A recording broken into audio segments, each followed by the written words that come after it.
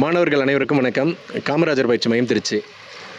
Sub inspector of police Tamil Nadu காவல்துறையில் எஸ்ஐக்கு விண்ணப்பிச்சுட்டு எழுத்துத் தேர்வு எப்பொழுது நடைபெறும் அப்படின்னு சொல்லிட்டு எண்ணற்ற மாணவர்கள், லட்சக்கணக்கான மாணவர்கள் காத்துட்ருக்கோம். அது தொடர்பான ஒரு அப்டேட்டு.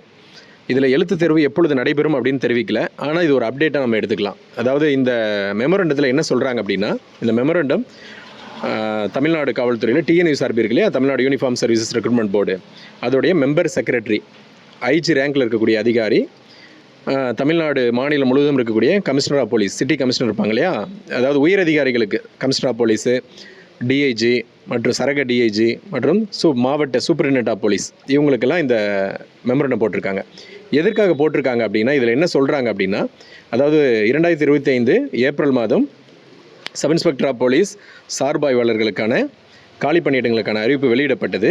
ஆனால் உச்சநீதிமன்றத்தில் இது தொடர்பான வழக்கு திரு ரஞ்சித் சிங் அவர்கள் தொடர்ந்த வழக்கு நடந்து கொண்டிருந்ததால் எழுத்துத் தேர்வு உறுதி செய்யப்படவில்லை. இது நாள் வரை எழுத்துத் தேர்வு நடத்தப்படவில்லை. தற்பொழுது உச்சநீதிமன்றம் ஆகஸ்ட்டில் இப்போ ஒரு 15 நாள் முன்னாடி ஒரு ஜிஓ போட்டாங்க இல்லையா, அந்த ஜிஓ என்ன உச்சநீதிமன்றத்தோட உத்தரவு அடங்கிய ஜிஓவாக இருந்தது. அதை சொல்கிறாங்க.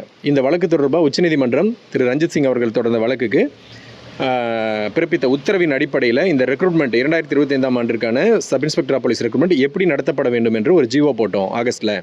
அந்த ஜிஓவில் சொல்லியிருக்கக்கூடிய விஷயங்களை யார் யார், சிட்டி கமிஷனர் ஆஃப் போலீஸ் மற்றும் டிஐஜி மற்றும் சூப்பரண்ட் ஆஃப் போலீஸ், இவங்க எல்லாருமே அவங்களுடைய அலுவலகத்தின் வாயில்களில் நோட்டீஸ் போர்டில் போடணும்.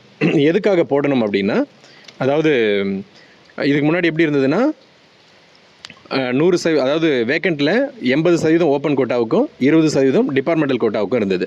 அந்த 20% டிபார்ட்மெண்டல் கோட்டா என்பது காவல்துறையில் 5 வருடம் பணி அனுபவம் பெற்றவர்கள் விண்ணப்பிப்பாங்க. அவங்களுக்கு ஃபிசிக்கல் கிடையாது. எழுத்துத் தேர்வுலையும் 170 வினாக்கள் அடங்கிய 85 மதிப்பெண்களுக்கு எழுத்து தேர்வு நடைபெற்றது. அதையெல்லாம் மாற்றி தான் இப்போ உச்சநீதிமன்றம் என்ன கொடுத்துருந்தாங்க, சேஞ்சஸ் பண்ணி ஒரே தேர்வாக நடக்கணும், ஓப்பன் டிபார்ட்மெண்டல் கோட்டா ரெண்டுக்குமே ஒரே தேர்வாக நடைபெறணும்னு சொல்லியிருந்தாங்க. ஸோ அது தொடர்பான ஜிஓ, உச்சநீதிமன்றத்தின் உத்தரவு அடங்கிய ஜிஓ ஆகஸ்ட்டில் போட்டிருந்தது. அந்த ஜிஓவில் என்ன சொல்லியிருக்கோமோ இதை வந்து டிபார்ட்மெண்டல் கேண்டிடேட்டுக்கு தெரியப்படுத்துங்க, நோட்டீஸ் போர்டில் போட்டு அனைத்து மாவட்ட காவல் அலுவலகங்கள் மற்றும் நகர காவல் அலுவலகங்களில் தெரிவித்து டிபார்ட்மெண்டல் கேண்டிடேட்ஸு ஓப்பன் கோட்டாவுக்கு ஈக்குவலாகவே உடற்திறன் தேர்வுலையும் கலந்துக்கணும், எழுத்து தேர்வுலையும் கலந்துக்கணும் அப்படின்றத தெரியப்படுத்துங்க, அவங்கள முன்னாடியே ப்ரிப்பேராக இருக்க சொல்லுங்கள் அப்படின்ற ஒரு தகவலை இந்த மெமரண்டத்தில் தெரிவிச்சிருக்காங்க.